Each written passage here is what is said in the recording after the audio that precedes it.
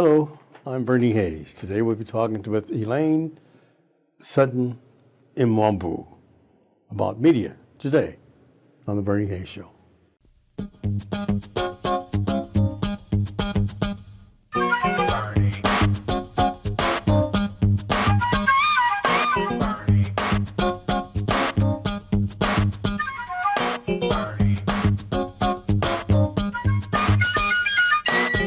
And welcome back. I'm Bernie Hayes. My guest is Elaine Sutton Mbionwu. Mbionwu. Good job. Good job. Mbionwu. And we're talking about our media. Tell us who you represent. The Next Generation Media Internship Program. Okay, what's that about? Tell me about that. Well, we've been around since 2020. Matter of fact, we launched on Martin Luther King holiday of 2020 on January 20th. And we actually started in studio. But when the pandemic hit, we had to do a quick pivot, and now we're fully remote and deliver all programming virtually. What kind of programming do you do? Justice-related podcasts. So we have one that is... Justice-related podcasts? Yes, sir. Okay. Yeah. So we look at all issues related to justice system issues, whether it's jails and prisons, conditions of confinement, reentry, alternatives to incarceration, and we segment them out across the adult population and the juvenile justice population. Okay, so what audience are you seeking? What audience? Any. I mean, family members who have someone that's incarcerated, friends, loved ones, professionals, anyone that has a burning interest in those issues of advocacy and service delivery in that space, this is a show for you. It's the Justice Beat Talk Show and the Just Us Youth Talk Show. How can we reach it? How can we hear it? On Saturdays from 10 a.m. to 11 a.m. And the Justice Beat, the adult show, is on the first and third Saturdays. And the Justice Youth Juvenile Justice Show is on the second and fourth Saturdays. And this is a podcast? Yes, and sir. Any platforms, just ask for that? Facebook, Twitter, LinkedIn. We're on all of the social media platforms. YouTube is our main channel. Okay. You're also associated with ACLU. Tell us about that. Yeah, I am. That's my day job, my professional day job. I'm the director of organizing in our community engagement department. And so you can imagine during these times we're pretty busy with a lot of work on the ground, grassroots organizing. Sure. So what's your passion? My passion really is justice, righteousness, fairness, and making sure people have what they need across the board. On your podcast, how do you select your guests? Well, I've been in the justice reform space for 35 years, having started in Washington, D.C., 2 stints there and 2 in Atlanta. So in my journey, I found that there was a need to be able to bring information to the common man. A lot of the people that I was surrounded around in terms of professionally, we already knew the work. But there are people out there that really don't know how to navigate the system. So my issues have to deal with making sure we can put information, education, and awareness where people can get it. Okay. So what made you start the podcast itself? Is just for disseminating information solely to people associated with those incarcerated? I didn't see enough people that looked like me putting the information in a space where it was being embraced. See, a lot of the information around justice reform is contained within legislative areas, professional nonprofits, but people like us, people of color, we don't get our information that way. We listen. We oftentimes are going to get it through streaming services, radio, the phone, etc. We're not necessarily picking up bills to read to see what's going on. We need information where we can get it on the go. And I thought that the podcast would be the best way to do that. You call this information services? I'm sorry. You said it's information services. Yeah, information, education, and awareness. And that's what we hang our hats on, to empower people to feel like, okay, now I know, I understand, this is what I need to do. This is how I go about advocating for my loved one that might be in solitary confinement. We want them to feel empowered to do this because it's not enough of us to be able to go in and advocate for all the people that may be incarcerated. But if we empower the loved ones and give them a sense of understanding and awareness and their knowledge where they feel like they can now pick up the banner and run with it, then we've done our job. The people who are associated with those incarcerated, the family members, the caregivers, do they know about your services? We trust they do. We hope they do. You know, we do a lot of advertising on social media. And our main vehicle is the podcast. So we're wanting to, and being here today is going to help as well, to help people know that we're here. Now, a lot of people who have loved ones incarcerated don't have the most education in the world. Right. A lot of them are low-educated people. So how will they relate to your services? We make a concerted effort to develop content that anybody can understand. We're not highbrow. So when we're discussing things, we try to make sure we put it at a level where people have have an awareness about the topic that doesn't make them feel like, well, I could never do this because I don't really understand. We also have a clinical social worker on our show that can also break things down as well from a mental health and general healthcare perspective. So we're mindful of the content level that we produce. What got you involved? In justice reform issues? Mm-hmm. Wow, I was working, I believe I was in D.C. at the time. And I started out as a mental health advocate. And looking at that area, I found that there were a lot of people inside the institutions that had a criminal justice background that really had, that caused the mental health situation. So see, a lot of times people have mental health issues and then they have the justice issues that follow. And there was a disconnect. And I just felt like, because I have always been someone that was big on justice and righteousness and advocating for the least of these, it was a natural flow for me. It just was a path, I believe, that was carved out for me, and I naturally took a liking to it and wanted to be a part of bringing about change. Well, how were you introduced to that? That's what I'm saying. Introduced to Justice, the justice criminal justice system. issues? Yeah. Did something happen to you? Well, what I did have, I do have several family members who have had issues with the system. Yeah. Okay. And naturally, my two sisters and I, they do the justice podcast. So it's three of us. I handle the adult. They do the justice with the youth. Okay. And we have a natural affinity. We have had several people in the family that have had in contact with the system. And it just gave us this this burning passion to be able to help. We can, as every family you have those kind of issues. We happen to have had a different upbringing in terms of what we got exposed to, or maybe the parents that we had and how they shaped us or what have you. And that's in every family. You got that. And we just took a personal interest in wanting to see people do better, wanting people to have better, and wanting people to know they could do better. And so the three of us have come together, and which is pretty unique because you got three sisters in three cities, but one team. That's wonderful. And we pull all of this off together. It's amazing because a few years ago we were going to get together, and I don't know how the disconnection came, but I'm just so glad to see that you're still doing it and you're passionate about it. Yes, I am, and I have always remained that way. Yeah. That's how I know it's not just me. You see, there's that thing inside of you that moves you when you see injustice, and you cannot ignore it. That's inside of me. That's wonderful. That's great. So much I want to talk to you about, but the media part of it, how did you associate the media part with the criminal justice and saying, I want to get this information out? Right. Because I had done research via a Pew study about 10 years ago. Okay. 11 years ago.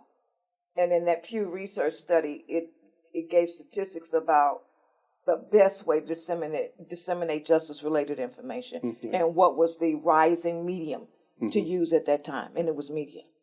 So because I had this justice background, I jumped on it. I said, oh, that's a no-brainer. Let's see what's going on. And then with the technological advancements in the last, 5 years? Yeah. It was a no-brainer.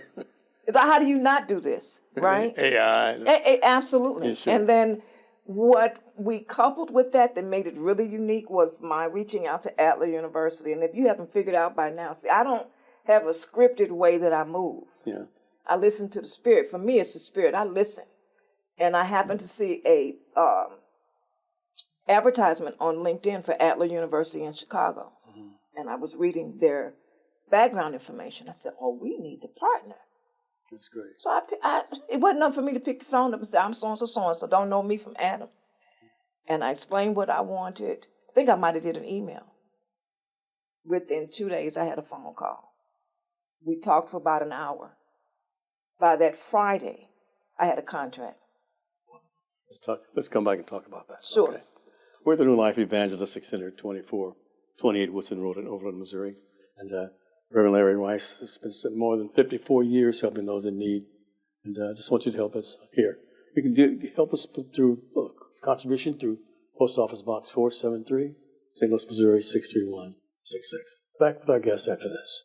May God bless all of you who watch the Bernie Hayes Show during these critical moments. Right now at the New Life Evangelistic Center, not only do we have to feed hundreds of people every day that are sleeping outside, but many that are coming to our facilities, for example, in Springfield, Missouri, and those that are getting help through our safe houses and outreach centers at the New Life Evangelistic Center throughout the greater St. Louis area.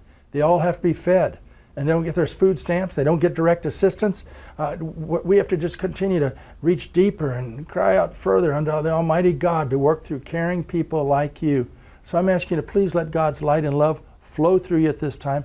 Bring your food to 2428 Woodson Road in Overland, Missouri, 806 North Jefferson, and Springfield. Please send your tax-deductible gifts now to New Life Evangelistic Center, P.O. Box 473, St. Louis, Missouri, that's 63166.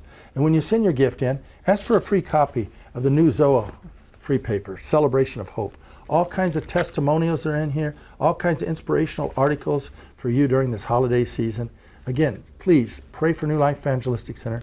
Please send your much-needed tax-deductible gifts so we can feed the hungry and help the homeless. To New Life Evangelistic Center, P.O. Box 473, St. Louis, Missouri, that's 63166. And when you do, ask for a copy of the New Life Zoa free paper, Celebration of Hope edition.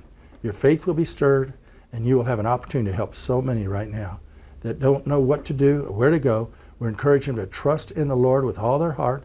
He'll never leave nor forsake them. And we're also directly trying to help them in their time of need.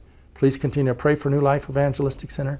Please continue to share at this time and know that your gift goes a long way as you pray, care, and share with the center that's on the front lines.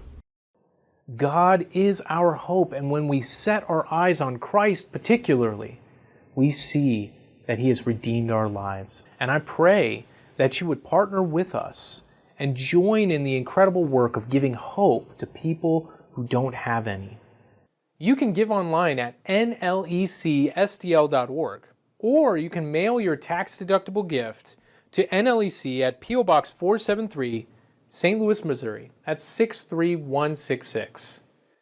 When you give, you make a big difference in the lives of so many people who hear these messages and grow in their faith. Well, welcome back. My guest is Elaine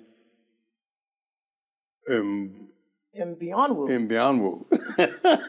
We're talking about social justice systems and media and so forth. Tell us about you yourself. How were you a St. Louisan, or are you from Chicago, Detroit? Where are you from? Okay, listen, by way of the military. My parents were military people. Okay. Tell us about that. Okay. Air Force? Okay. Yes, my mom, who is still with us, 81, in March. She was in the Air Force. My dad also, military Air Force. I too was Air Force. Oh, awesome. Yes. And he passed in May of 2024. So we did a lot of traveling. And I was born actually in Ohio. Okay. Steel Mill territory, Youngstown. Yeah. And we moved to St. Louis. The Rust Belt. Yeah. Moved to St. Louis. My sisters and I, my mom, and my dad was still overseas at the time. I think he might have been in Crete. I think he was in Crete. And then, of course, families go through breakup, etc. But we did a lot of traveling. Now, we got planted here in St. Louis.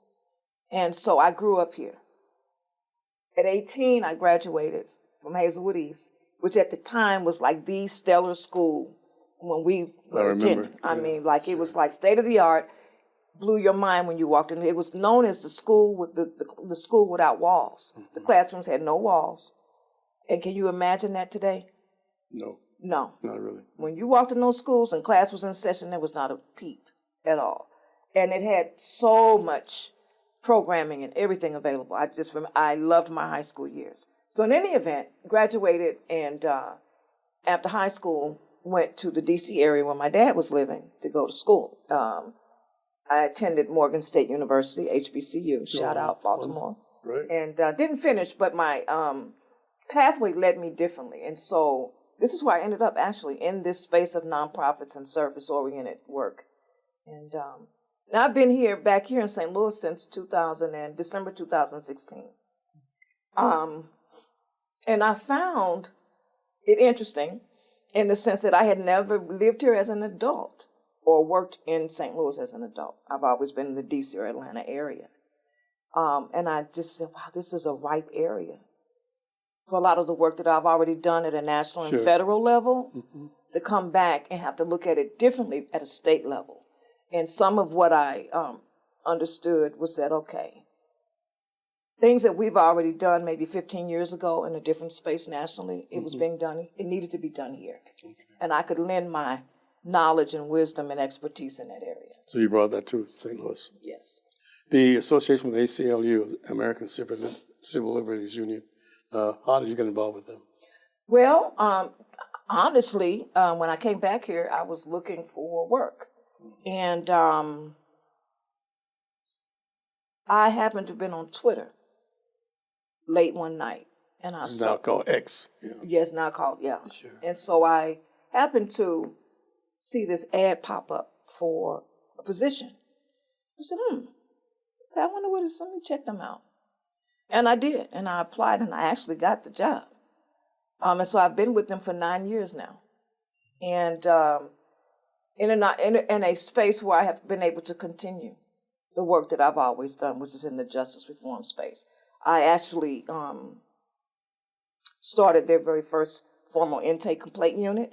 Wow. And that was very rewarding and beneficial, not only for ACLU, but also for a lot of the college students here in this area, because we provided a lot of internships for them. Yeah. You're also dealing with some practicums. Tell us about the practicum students that you have. Now, the practicums, I've given you my professional background information, but on my own personal stuff, our practicums have to deal with our internship program, our media program. For through ACLU? No. Through what? No. We do practicums there. Okay. Okay. Now, the practicums more so are very selective. They typically are master level students. Okay. And they are supervised by our legal department, because a lot of times we'll place them in legal roles. Is this a media corporation or ACLU? ACLU. Okay. And then I also manage the undergraduate interns. Okay. What about the media professionals?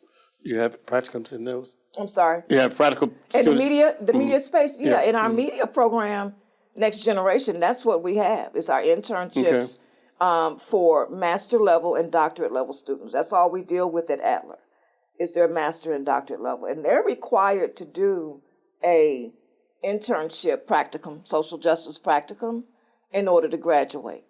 And so they do 6 months with us. Typically, they come on board in October, and then they end around the last week of April. What are the qualifications? What's the criteria?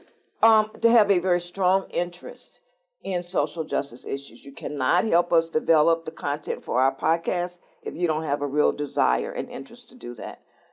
We teach them everything else, from the use of the project management tools, social media tools, how to do the research on speakers, how to develop and run a show, the whole nine. We teach them that. And we have what we call weekly debriefings. Our infrastructure is remote, but that doesn't deter us from being able to put out quality work, because we have everything set up for remote infrastructure. And the programming is delivered virtually. So all of our interns, like this morning, I'll be meeting with them at 10 o'clock. And they come online via Zoom, and everybody has to report out on their various areas as we ramp up to kick off our 6th season. Okay. So we have weekly debriefings on Fridays.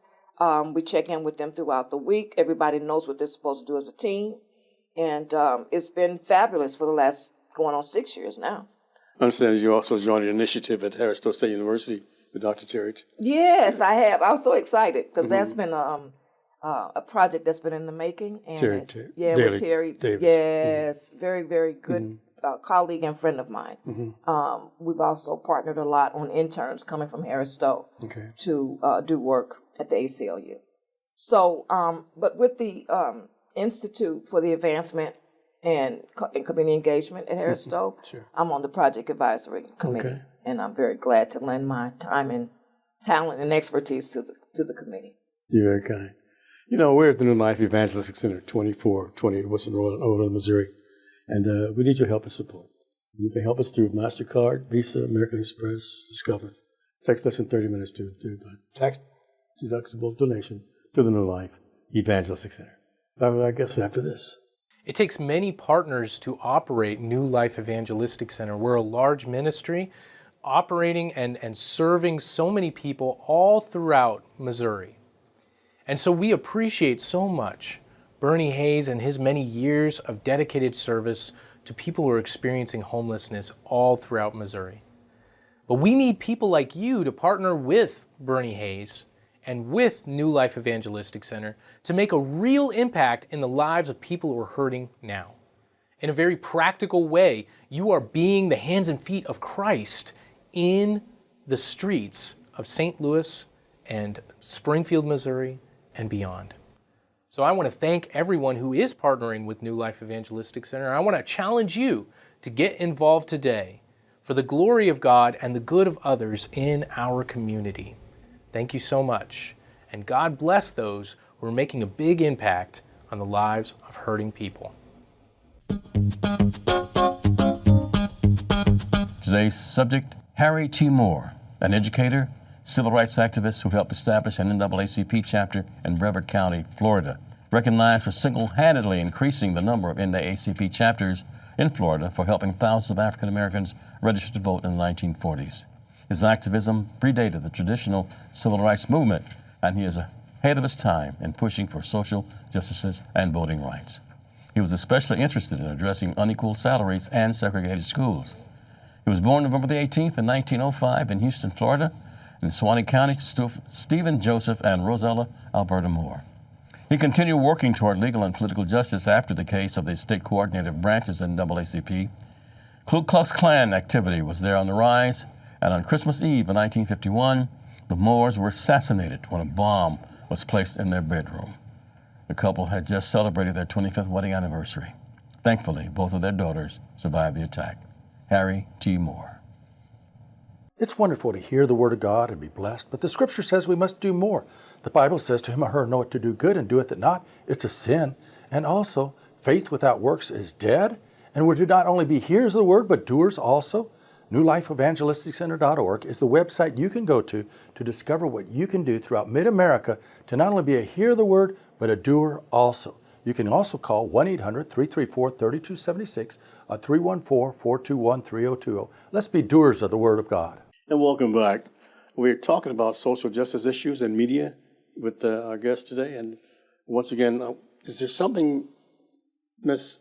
Mbionwu, that I didn't ask you about, that you want to talk about? Definitely. I really want to make sure that colleges and universities, as well as workforce development agencies here in the state of Missouri, know that we're here. We are a wonderful partner, a natural partner for those individuals who are looking for internship programs, looking for experiential learning programs, and also opportunities for those who have been displaced, laid off, fired, to come somewhere and develop new skill sets. Let me first of all find you. How can we reach you? How can we get that information? Definitely at esutton@reupskills.com. Is there a phone number, anything associated with that? Or Prefer email. prefer email? And this, once again, repeat it to us. esutton@reupskills.com. esutton@reupskills.com. And re-up stands for retooling and upskilling. Okay. Okay. Okay. Now, go ahead. Continue with Yeah, what so it's you were saying. retooling and upskilling. So we're thinking about where we are right now. In this dispensation of time where we've got this technological advancement and explosion of AI, we were thinking about, okay, how do we help people retool and upskill and be marketable in this marketplace? And we're the platform for folks to use. You need to see us. But how long does it take you to go through this? Get through the program? Wow. Well, we're offering, for the podcast program is 6 months, 24 weeks. Okay. Is there a cost to it? We discussed that. Yes, there is. However, we don't like to put fees out because we negotiate things with universities and Okay. based on what we're delivering for the service. Okay. So it's negotiable. That's correct. Okay. Keep on. All right. So 6 months for the internship program. Okay. It's 24 weeks, October through April. Okay. And then we're working on more programming that speaks to the needs that we're seeing today, which is more individualized mentoring and coaching. Who are the instructors? Myself and my two sisters, and then we have some adjunct folks that are volunteering. Okay. For those who may have joined us late, tell us about the media organization again. Well, my name is Elaine, and I'm with the Next Generation Media Internship Program. Next Generation. Next Generation Media Internship Program. You can reach me at esutton@reupskills.com. And we really want you all to check us out. You can go to our website at www.reupskills.com. Again, that's www.reupskills.com. Where do you hope to be 5 years from now? 5 years from now? Wow. I really envision, something that I'm actually working on now, but it may take some time, is a book. And then also I'm working on launching a podcast in the fall called The Leadership. And it has to do with my experience and observations about what leadership is and what it's not, and just opposing it to what's happening here in the country. Once again, tell us how to access your podcast. Sure. Our podcast is thejustusbeat.com. Thejustusbeat.com. And then justusyouth.com. Justusyouth.com. Now, Just Us Youth is a play on the word justice, so it's JUSTUS youth. Just Us. Yes. Okay. You also mentioned something about being spiritual. About Tell being us about your spiritual. spirituality. Oh, yes. Yes, Tell yes, us yes. about it. Listen, I am a person that listens. And I'm also a seer, meaning visionary. A lot of times I see something before it's implemented, or I may see a problem and the solution will unfold visually for me. And then I have to get somewhere and write it down and start making it happen. Okay. Most often I move like that, or just listening to what's going on and people are looking for solutions or to a problem. I believe that we're here to provide solutions to problems. And if you have that desire to fill the gaps that way, I think you're incumbent to do so. We don't need to move through this life as if it's just about us. So my spirituality is very solid. I am very clear about what I know. Not that I'm an expert or and don't have flaws. What I'm saying is that when I move on something, it's because I know here. It hit me here. It's time. And how did this phenomenon come about, do you think? You think a phenomenon? Apparently, but it's individual. But I don't know that phenomenon for me would be the right word. What I would say is I come from a long line of believers. and there's no epiphany, I think. Not an epiphany. Well, yeah. I mean, for me, I would say examples in my family. Okay. I have 3 uncles that led ministries. My grandmother was a very strong prayer warrior. Okay. So we have 1 minute left. We're done. And so 30 seconds. You almost can't help, okay, coming from my family, honestly. And in my line or my generation of myself, my sisters and our cousins, very solid. Okay. Very Once solid. again, how can we reach you? How do we reach you? Me again? Mm-hmm. It'll be at esutton@reupskills.com. And also the email? Email is esutton@reupskills.com. Okay, that's it. Yes. Okay. Mm-hmm. I just want to say thank you so much. No, thank you. I've enjoyed it. Okay. Great questions, too. Thank You're you so very much kind. for the opportunity. Okay. Yeah. Thank each and one of you for supporting the New Life Evangelistic Center. I'm Bernie Hazen. Until next time, have a good day.